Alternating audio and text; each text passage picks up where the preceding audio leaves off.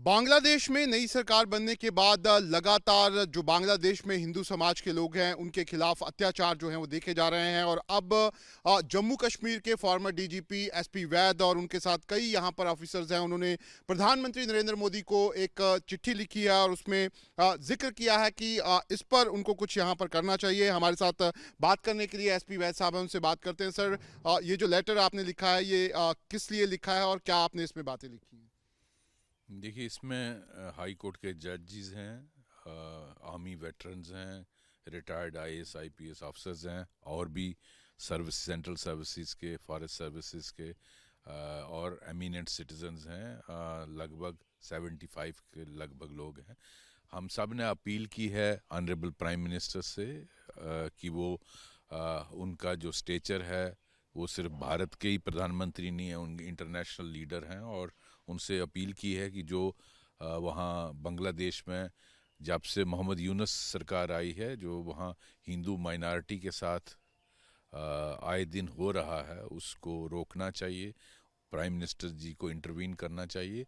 अगर ज़रूरत पड़े तो international opinion Bangladesh present government के खिलाफ खड़ा करना चाहिए यूएन में और इंटरनेशनल ह्यूमन राइट ऑर्गेनाइजेशन और बाकी इंटरनेशनल ऑर्गेनाइजेशंस में भारत को ये मुद्दा उठाना चाहिए। और जो वहाँ स्ट्रीट वायलेंस हो रही है, वहाँ गुंडागर्दी चल रही है, जिस तरह से वहाँ जो स्टूडेंट एजिटेशन के नाम पर हिजबुल तहरीक जो एक टेररिस्ट ऑर्गेनाइजेशन है, उसके गुंडे वहाँ आए दिन औरतों की बेहुरमती कर रहे हैं, मंदिरों को जला रहे हैं, मूर्तियों को तोड़ रहे हैं और प्रॉपर्टीज़ लूट रहे हैं, लोगों के घर जला रहे हैं। कल रात को भी 3 जगह पर 3 मंदिर जलाए, एक चिटगोंग में और दूसरी जगह पर माता काली माता का और शंकर जी का मंदिर तोड़ा है। तो ये कब तक चलेगा? और इसका असर जो है सिर्फ बांग्लादेश तक लिमिटेड नहीं है, इसका कल को भारत में रिपरकशन हो सकती हैं। ये पूरा खिता डिस्टर्ब हो सकता है। मेरा ये अपील है प्रधानमंत्री से, वो इंटरवीन करें और इसको रोक लगाएं, और इस पे अगर ज़रूरत पड़े बांग्लादेश पर प्रेशर लाना चाहिए, चाहे इंटरनेशनल सैंक्शंस लगाएं, और इसमें भारत सबसे पहले शुरुआत करे, भारत इसमें लीड ले, और दूसरे देशों से भी अपील करे कि बांग्लादेश पर सैंक्शंस लगें, और अगर ज़रूरत पड़े बल की ज़रूरत पड़े वो भी करना चाहिए। 71 में भारत ने ही आज़ादी दिलाई थी बांग्लादेश, इसलिए नहीं दिलाई थी कि बांग्लादेश दूसरा पाकिस्तान बने। और जिस तरह से वहाँ टोटल लॉलेसनेस है, आर्मी और पुलिस सिर्फ तमाशबीन है, और मिस्टर मोहम्मद यूनुस वहाँ कहते हैं कि ये इंटरनल मैटर है। इंटरनल मैटर नहीं है, ये पूरे खित्ते को डिस्टर्ब करता है। लेकिन कल जिस तरह की से हमने तस्वीरें देखी, चिन्मय कृष्णदास उनको अरेस्ट कर लिया गया, सिडेशन के चार्जेस लगाए गए, कैसे देखते हैं आप इसे? देखिए, मैं समझता हूँ वो अरेस्ट अनजस्टिफाइड है, उन पर सेडिशन चार्जेस लगाए हैं। वो बेसिकली कोशिश कर रहे थे सारी माइनॉरिटी को इकट्ठा करके और उनकी जो डिमांड्स हैं वो गवर्नमेंट तक पेश करने के लिए। अब उसको आप सेडिशन किस तरह से बोलते हैं? क्या उनको बेसिक राइट नहीं है प्रोटेस्ट के, ह्यूमन डिग्निटी के, protection of life and property के?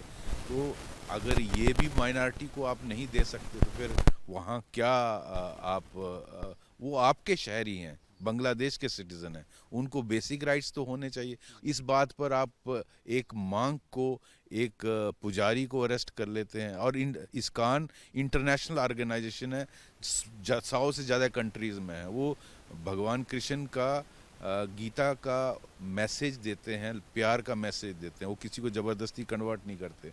और बड़े बड़े दुनिया की सेलिब्रिटीज़ इस्कान के मेंबर हैं, जो अभी तुलसी गबार्ड बनी हैं डायरेक्टर नेशनल सिक्योरिटी अमेरिका की, वो इसकी मेंबर है। क्या वो टेररिस्ट है? और बांग्लादेश में इसको टेररिस्ट ऑर्गेनाइजेशन डिक्लेयर करे। जो असली टेररिस्ट ऑर्गेनाइजेशन है हिजबुल तहरीक, उसको आपने खुला छोड़ दिया है। तो ये जो हो रहा है बांग्लादेश में, ये बांग्लादेश के लिए अच्छा नहीं है, मैं कहता हूँ पूरे खित्ते के लिए अच्छा नहीं है, और इसके असर पूरी दुनिया में पड़ सकते हैं। और ये सिर्फ इंटरनल मैटर बांग्लादेश का नहीं है, इसका असर पूरे साउथ एशिया में पड़ सकता है। लेकिन अगर मैं बात करूं, जब अनरेस्ट चल रहा था बांग्लादेश में, उसके बाद नई सरकार जब आई थी, इस तरह के आश्वासन दिए गए थे कि हिंदू जो है उनको प्रोटेक्ट किया जाएगा। आपको लगता है वो कर नहीं पाए मोहम्मद यूनुस? सिर्फ बोलने से नहीं होता ना, एक्शन शुड स्पीक।